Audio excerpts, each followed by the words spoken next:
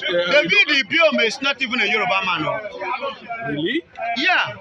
David Ibiyeomie is not a Yoruba man. Yeah, he's an Eastern man. So I don't know the angle the man is coming from. Maybe he have deviated as a man, that is what makes man to be man, human being flesh. Maybe they have paid him some money. Bro, take on him. Explain to Nigerians that there is something I would like Nigerians to understand. I am not surprised. Go and read the book of Matthew chapter 24. The Bible says that even the very elect, if not careful, will be misled. This is the heat of the end time. You understand? So many things will happen. Bible have already said it that at the end time like this, nations will rise against nations. Many things will begin to happen. Some people will come out and claim to be Christ, to be the Messiah, and they will perform signs and wonders. They will perform so many things in order to deceive people. And if the very elect, which I believe in, Ibiyeomie, I am shocked of words, and I am surprised at your statement. You saying that Mazi Nnamdi Kanu say Igbo should. Do you have any issue with Mazi Nnamdi Kanu? And do you have any differences with Mazi? And I follow Mazi Nnamdi Kanu, most of his videos, he has never made any mention of Ibiyeomie in all his videos. The only person I know that Mazi Nnamdi Kanu made mention of was the pastor of Redeem. Adeboye.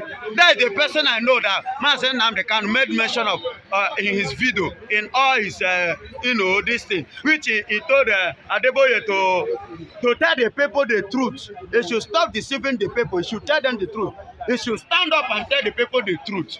Because it's Europe. I could remember vividly. He made mention of this thing. He asked him, Papa Adeboye, Pastor Adeboye, is Yoruba culture and the Hausa and Fulani culture, are they the same? And he repeated again, is the Igbo culture and Yoruba culture, are they the same? So why are you deceiving people by claiming that they are one? I will not forget this statement.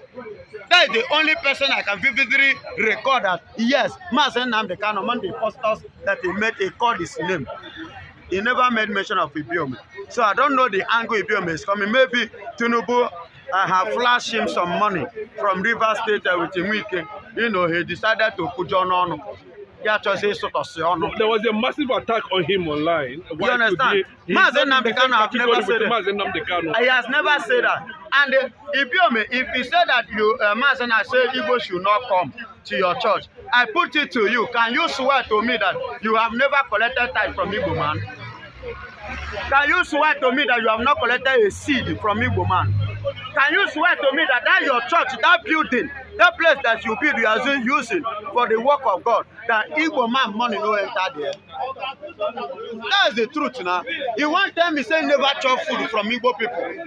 Why this man coming to speak like this? He's one of the men of God in Nigeria, in Africa, diaspora per se, that are respected so much, most of the time I stay awake, following his programs, his prayers, his preaching, his a kind of teachings. I love so much. And let me remind you, Papa Ibiyeomie, hear this. If you have forgotten, I still have one of your book. You said the elder statesman, which you use it to preach. One of your ministration, you title it the elder statesman. In case you forget, I remember because I have been following you. But it baffles me that you are standing like this time around. Or should I use this word that this is the end time, as the Bible likely said? And when you talk about poverty, I overheard you talking about poverty. Jesus was poor. Yeah. That's why he understands what it takes to be a poor person. Jesus was born poor. Jesus was born in a manger. Go and check the place of manger. It was a place where they are rearing cattle. In other words, his father, biological father, I'm talking about earthly father, could not afford hospital bill. Let us analyze it. He could not afford hospital bill. That was why, he was born in what? In manger, a place where they are rearing an animal. Yes. And let me tell you again, was Peter rich? Peter was never a rich man, but Peter was among the disciples. In fact, among all the 12 disciples that Jesus, appointed, after Christ, the next person was Peter. Nobody. And Peter was a Baba, I fisherman. still stand till tomorrow. Nobody commanded the kind of power that Peter commanded after Christ. It was Peter that, if not that Christ is Christ, and Christ proved himself as God. You understand? Under a crusade, one crusade, Peter converted 3,000 souls per one crusade. No minister has done that. Not this one that are parading congregation that even in a whole crusade, not even 5 can genuinely give their life to Christ. I say under Peter's administration, 3,000 souls gave their life genuinely to Christ. You understand? Was Peter a rich man? No. Peter was never a rich man. Was Philip a rich man? No. Was James a rich man? No. The people that are rich are people like Matthew and Zacchaeus Mark. and Mark. The people that he went to their place and eat and drank with them. All these ones are the rich men.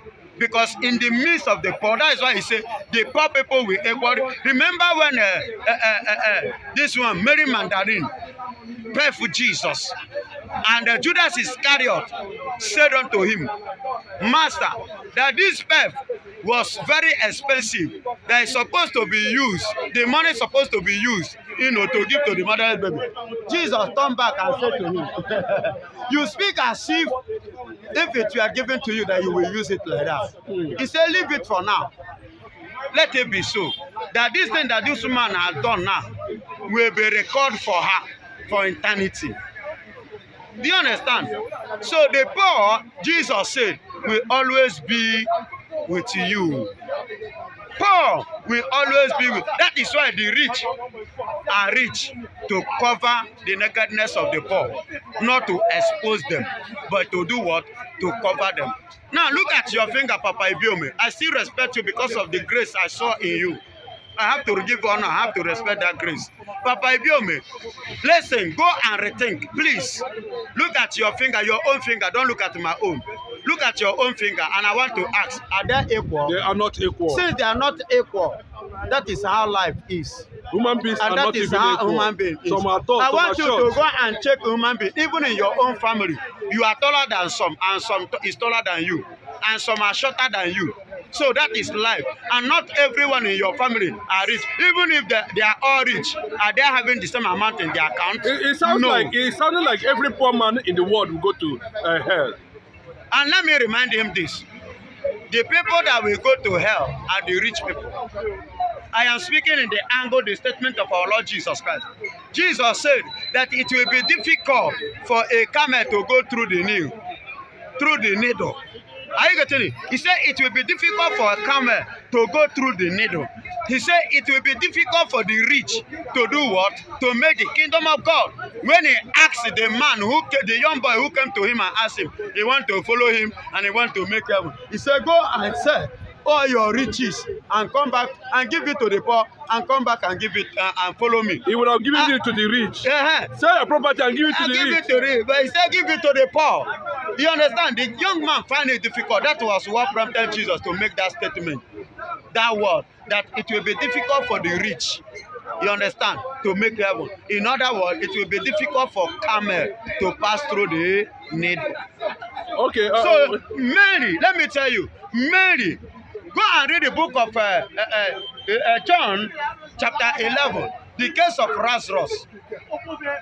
If you watch Lazarus, even when Lazarus died, what happened?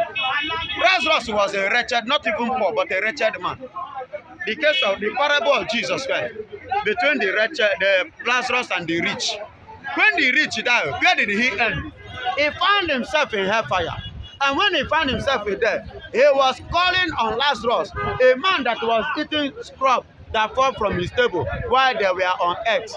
You understand? To put a tip of water into his tongue. And Abraham said to him that this very man you are calling I cannot answer you because there's a very big difference between us.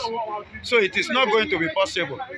And that's why Jesus said in that parable, and he said, that if the people in the world could not hear the prophet, that even when you come, because the man was pleading for second chance, and in other words, there is no second chance. Okay, Once you die, you finally, do you think that his prayer on Mazi Nnamdi Kanu will work? Considering the fact that Biafra is a God-ordained nation that is coming, why is a man of God cannot be able to see that Biafra has already been ordained by God? Is he trying to tell us that he has more anointing than Mazi Nnamdi Kanu controlling over 80 million people? No, when you come to this, Ibiyeomie should apologize. Papa Ibiyeomie should stand up and apologize to Mazi Nnamdi Kanu and to Biafrans in diaspora all over the world, because he has erred. He has actually erred. We've seen what Nnamdi Kanu predicted happening. Listen to me. All that Mazi Nnamdi Kanu has said, is there anyone that is left untouched? With this, it should have tell you that Mazi Nnamdi Kanu is not just ordinary person. It should be somebody to, recognize and respect. It's supposed to be a call for respect. And the Ibiyeomie should, know this. As you are praying, people are praying too. You have rise to this level you are today. It doesn't mean that now you know pass, or now you got love pass. There are people that are there before you, and there are people that are still higher than you spiritually, that even know God better. Forget you are wearing suit, climbing the pulpit, having congregation. People say, among them, your congregation, there are people that are either have, their intimacy is deeper than the intimacy that you and God have. Yes, that is something that ministers of God should acknowledge today. And that is why I'm telling Ibiyeomie to acknowledge this. You understand? He should apologize. I don't expect a reputable minister I have so much respect for, like him, to fall hand like this. Thank you.